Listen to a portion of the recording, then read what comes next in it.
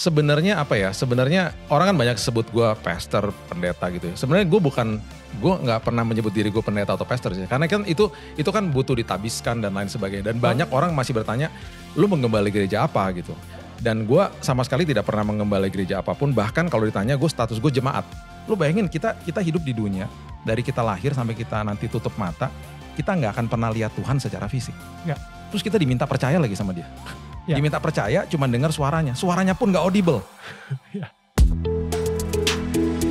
Hai, ini gua Daniel, tetangga kamu. Di sini gua akan ngobrol dengan tetangga gua tentang perjalanan hidup mereka dari kacamata spiritual di saat mereka mengalami situasi tidak pasti dan kekhawatiran. Sampai bisa kembali bangkit menjadi orang yang lebih kuat dari sebelumnya. It's gonna be very exclusive and inspiring. Hey guys, welcome back bersama gue Daniel Mananta dan tetangga kita hari ini yaitu Billy Lantang. Nah, sebelum gue lanjut ngobrol sama Billy, gue mau ngomong dulu kepada kalian semua para tetangga gue yang gue sayangin. Nah, jika kalian mau ngedapetin quotes-quotes dari para tetangga gue, bisa aja langsung cek di Instagram kita @daniel_tetangga_kamu. Tapi kalau misalnya kalian pengen request tetangga-tetangga kita, atau mungkin kalian pengen nanya sama tetangga-tetangga kita tentang masalah yang sedang kalian hadapin, langsung aja DM ke kita di Instagram @danielmanantanetwork. Alright, dan jangan lupa untuk di follow. Thanks so much guys. Anyway, Bill, what happen usually setelah dijamah itu biasanya gimana? Tiba-tiba, wah setelah lu nangis, akhirnya hidup lu langsung bersih gitu, langsung kayak langsung suci gitu mendadak gitu. What happened? Kalau bagi gue gini, hidup kita ini kan tubuh, jiwa, dan roh ya. Jadi kalau lahir baru tuh waktu tahun 98 yang lahir baru tuh roh gue. Nah jiwa gue, kalau jiwa kita kan ada keputusan, ada pikiran, emosi, itu udah penuh sampah. Penuh sampah kan. Nah untuk supaya pikiran gue, hati gue bisa mulai bersih lagi dan mulai benar lagi, itu kan gradual. Makanya pembaharuan budi kan firman Tuhan bilang. Jadi di hari itu gue akhirnya sadar juga bahwa roh gue nih yang baru lahir baru, usianya lebih muda daripada jiwa gue yang penuh sampah, yang udah lebih tua. So good. Yeah. Jadi berarti tugas gue sekarang adalah kasih makan nih rohnya. Supaya lambat laun dia akan lebih berkuasa, lebih hebat, lebih dewasa, lebih bisa menguasai jiwa gue. Gitu loh. So good. Jadi jangan kasih makan jiwanya terus gitu. Dengan sampah-sampah gitu. Jadi gue mulai tekun doa, tekun baca firman. Wow. Mulai gue belajar sendiri. Dan akhirnya gue menemukan sebuah prinsip yang wow ternyata prinsip kerajaan sorga dahsyat banget nih. Gue mulai tergila-gila sama firman Tuhan akhirnya. What di is tahun 98. prinsip apa itu? Nah prinsip itu adalah ketika gue mulai terbuka dan ayat pertama yang gue baca adalah Matius 6 ayat 33. Carilah dahulu kerajaan Allah dan kebenaran. Itu gue dalam hati gini, kerajaan Allah dan kebenarannya apaan ya? Akhirnya gue mulai gali dong. Jadi akhirnya mulai dari tahun 98 sampai sekarang, isi pesan-pesan firman Tuhan yang gue sampaikan itu pasti prinsip kerajaan. Karena gue terkesima sama, wow is the kingdom gitu loh. Sampai gue baru sadar juga, wow ternyata kita ini adalah ambasadornya duta besar kerajaan surga. Yang dikirim ke muka bumi, karena dia sistemnya kerajaan, berarti kita harus mengkolonisasi bumi. Mengkolonisasi berarti kita menularkan budaya kerajaan pusat, ya kan? Kan duta besar kan? Terus berarti kalau gue duta besar Amerika misalnya dikirim ke Indonesia, kan semuanya dibayarin sama Amerika. Jadi waktu gue dikirim ke sini, gue berarti Tuhan semua kebutuhan gue beres lah. Kan gue dikirim. Keluarga gue pasti beres juga, Tuhan yang tanggung semuanya. Jadi mulai saat itu mulai terbuka tuh, tung satu-satu gitu. Terus akhirnya gue mulai sadar juga, iya ya, gue ini hanya pengelola bukan pemilik gitu. Wah akhirnya jadi bebas kan hidupnya kan. Jadi merdeka banget, wah gue makin terkesima sampai hari ini. Sampai hari ini, I love the word of God. That's beautiful. That's beautiful. I never thought of it that way. Khususnya bagian yang kayak kalau misalnya jadi ambasador Amerika pasti negaranya yang ngebayarin lo gitu, kerajaan yang bakal ngebayarin lo. Itu gue nggak pernah mikirin sih. And they will protect you. Bener. Kalau ada apa-apa di Indonesia dia akan ditarik pulang dan dijagain. Dan siapapun yang ada di, misalnya kita di Indonesia, misalnya kita ada kerusuhan di sini, kita kan nggak boleh masuk ke dalam kedutaan sembarangan. Itu kan udah wilayahnya mereka. So even though you are here on earth, you are still under the property of the kingdom. You are so protected by the kingdom, by the king. By the king. Kan gokil banget. Sementara raja di dalam dunia ini diproteksi sama rakyat dan para prajuritnya, raja kita yang proteksi kita. Itu mind boggling buat gue. Jadi gue akhirnya berpikir, wow Tuhan, this is so amazing gitu loh buat gue. Ya udah. Sejak saat itu gue makin, wah udah. Gue gak bisa lepas dari firman Tuhan. Kayak gue ngerasa itu hanya momen itu hanya benar-benar bisa dilakukan oleh Tuhan sendiri gitu. Maksudnya oleh Yesus sendiri gitu. Karena kalau misalnya mau dijelasin pakai teorinya atau 5 steps to get to be born again. Itu kayaknya gak you know what I mean? Ribet amat. Iya kan, kayak gak bisa gitu. 5 practical step supaya bisa lahir baru lagi gitu kan. Tapi perbedaannya ketika lu tumbuh besar sebagai seseorang yang tahu soal Yesus, tahu soal agama Kristen, tahu soal agama, dan hidup lu setelah lu yang tadi lu bilang lahir baru tersebut gitu ya di Istora. What is different? Like yang tadinya cuma sekedar maybe religious, yang sekarang jadi spiritual gitu. Iya, gue ngerasa bahwa tiba-tiba gue nyadar bahwa selama ini yang gue ikutin hanya ritual agamawi gue.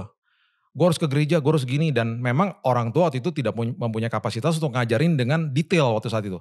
Kan kalau zaman dulu kan, kamu gak boleh gini, kamu gak boleh gitu. Kenapa? Ya pokoknya gak boleh. Firman Tuhan bilang gak boleh. Gak dapat penjelasan gitu kan. Jadi waktu akhirnya gue terima Yesus sebagai juru selamat, di situ gue baru nyadar bahwa wow, ini is all about relationship gitu loh. It's all about him. Jadi di situ gue makin sadar gini, oh ya berarti hubungan intim gue sama dia itu harus masuk ke level gaya hidup. Gue mulai mikir gitu. Karena biasanya kan kita harus. Nah, harus itu adalah faktor eksternal yang selalu dikatakan kepada anak kecil. Harus gosok gigi, harus belajar, harus makan. Yang terjadi adalah capek, lupa, dan berontak. Karena masih levelnya keharusan. Udah gosok gigi gak? Lupa. Ayo belajar, entar gitu, berontak. Ayo dong makan, entar capek dikit-dikit makan lagi gitu. Capek, lupa, berontak, karena levelnya keharusan. Kalau level gaya hidup, nagih dari dalam kita. Makanya kan gak mungkin sekarang misalnya nyokap kita nih telepon gue, Bil kamu udah gosok gigi gak? Kan gak mungkin gue. Kan gue udah jadi gaya hidup gitu loh. Iya kan. Jadi akhirnya di situ gue sadar, iya ya, baca firman, berdoa, levelnya udah gaya hidup. Udah harus nagih dari dalam sini. Kan gak mungkin gue datang ke lo, bro bagi gue makan dong. Kenapa lo? Gue udah seminggu gak makan. Kenapa lo puasa? Enggak, gue lupa. Kan gak mungkin. Gue gak makan seminggu karena gue lupa. Kan gak mungkin. Karena gak ada yang nyuruh. Iya kan nih. Gak ada yang nyuruh. Gue lupa kan gak mungkin. Karena gaya hidup kan kita nagih. Nah gimana hubungan intim sama Tuhan itu nagih dari dalam gitu loh. Nah jadi cek sama rechecknya sih gampang ya. Kalau misalnya masih level keharusan, pasti ada capek, lupa, berontak gitu aja. Wow. Jadi harus masuk ke level yang lebih dalam lagi kayak gitu. Nah disitulah gue bilang Tuhan berikan aku kerinduan setiap hari, nagih gitu loh. Gitu. Nah setelah gue nagih itu sampai hari ini, gue bilang Tuhan I don't want that desire to go away. I want that desire to stay with me forever. Karena that's my life, that's the breath of life gitu loh. Kalau gue gak ada itu gue gak bisa hidup. Lu bayangin kita hidup di dunia, dari kita lahir sampai kita nanti tutup mata, kita gak akan pernah lihat Tuhan secara fisik. Terus kita diminta percaya lagi sama dia. Diminta percaya cuma dengar suaranya. Suaranya pun gak audible. Dia tahu lah pergumulan kita tuh berat banget. Dia tahu gitu loh. Jadi kalau kita gak hidup under the word of God, we will never survive. Gak mungkin bisa lah. Terlalu banyak kengerian dan kegelapan dunia yang kita lihat hari lepas hari kan soalnya. Betul. Oke, so ceritanya dari akhirnya padahal tadinya udah mau kerja kan di situ kan.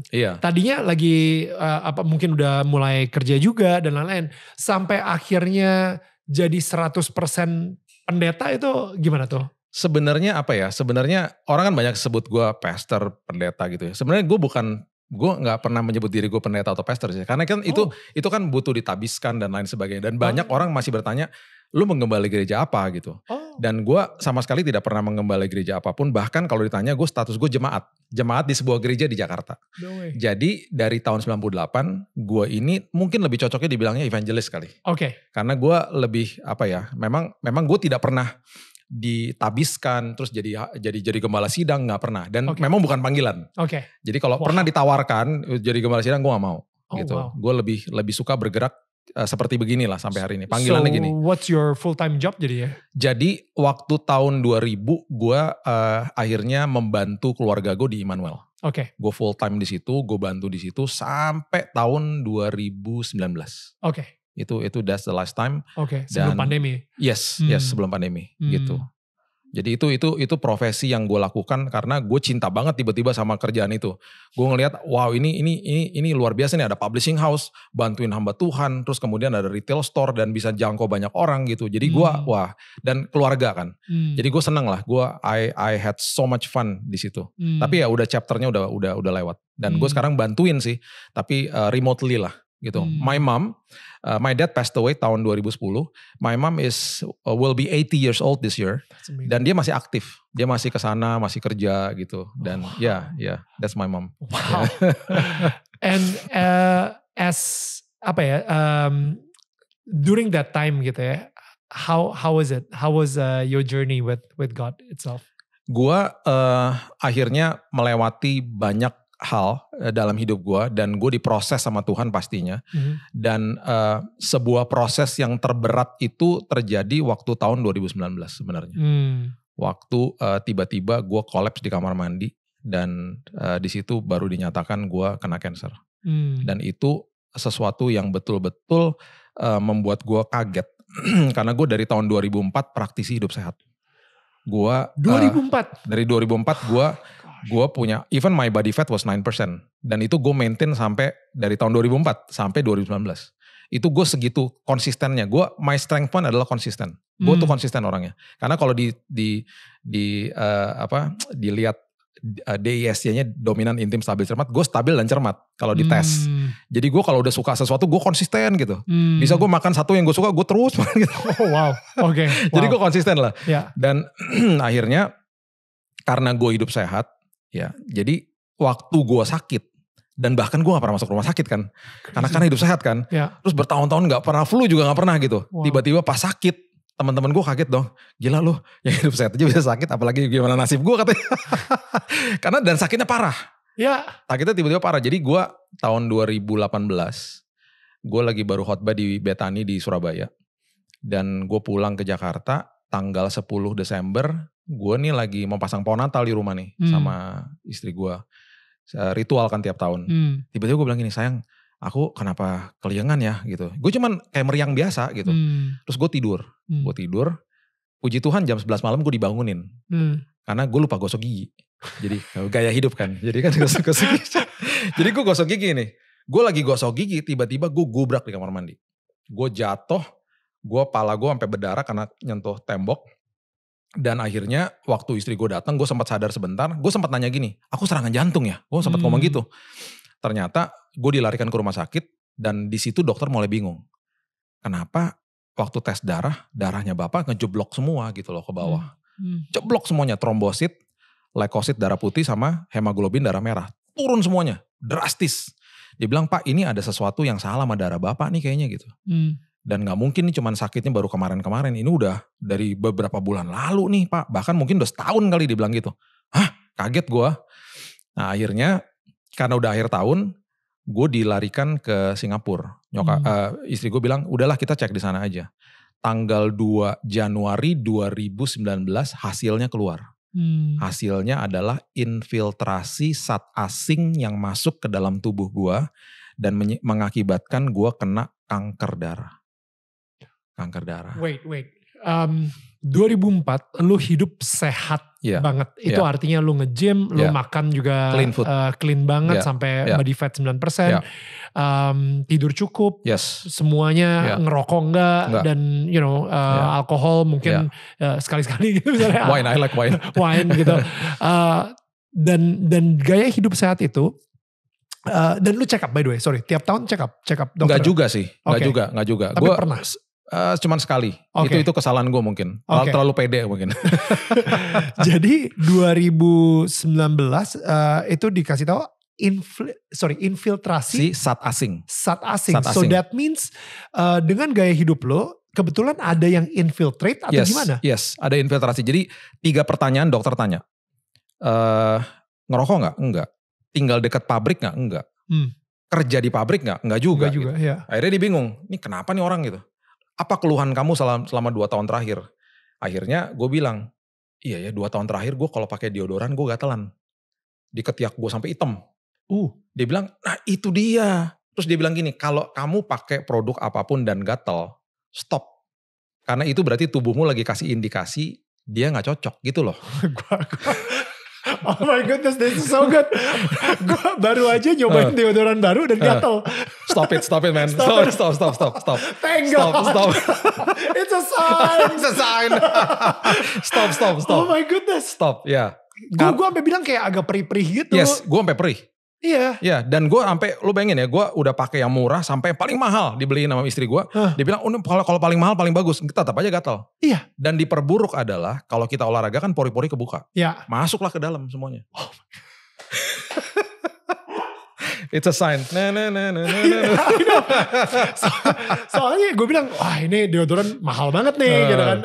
Kemarin baru dapat pas lagi Christmas. Oh, mereknya juga bagus banget gitu. Wanginya juga enak. Tapi perih makanya. Ya udahlah, yang penting wanginya enak. Oke, it's a sign. Thank you. Wow. Pakai organik aja. Iya, yang gak ada zinc kan biasanya. Atau enggak, istri gue buatin di rumah itu dia lihat dari YouTube. Ya. Jadi pakai essential oil, pakai coconut oil yang betul-betul organik semuanya. Gue nggak gatal pakai gituan justru. Right. Gitu. Jadi dokter bilang apapun yang membuat kamu gatal harus stop. Dan salah satu tau gak yang bahaya apa? Laundry. Nah, dia kasih tau gini. Laundry itu kalau kita terima kan pakai plastik. Terus kita masukin lemari pakai plastiknya kan. Betul. Nah, itu harusnya plastiknya dibuka. Baju diangin-anginin dulu 3 hari. Baru pakai. Karena itu tetap ada chemicalnya gitu. Untung-untung kalau tubuh kita gak apa-apa gitu. Tapi kan gak semua orang bisa begitu. Kita gitu kan loh. olahraga, jadi pori-pori kita kebuka banget. Jadi zat-zat apapun bisa masuk tuh pas bisa lagi masuk gitu. That's so good. Oke, wah, oke, thank you. This is, thank you. Gue buang apa sih? Clickbaitnya ya sign gitu. Dia bilang oke, besok Bapak akan masuk ruang tindakan, dibolongin dadanya. Dadanya dibolongin, dimasukin nanti cairan kemonya. Kalau 1 tetes dari cairan kemo itu jatuh ke tangannya suster ketika suster lagi beberes. Kan itu kan kantong kemo kan, itu kan liquid. Itu tangannya suster kebakar. Satu tetes aja, melepuh. Dan benar setelah 7 hari, gue pagi-pagi bersin nih setelah 7 hari ya, darah semua yang keluar. Karena organnya hancur.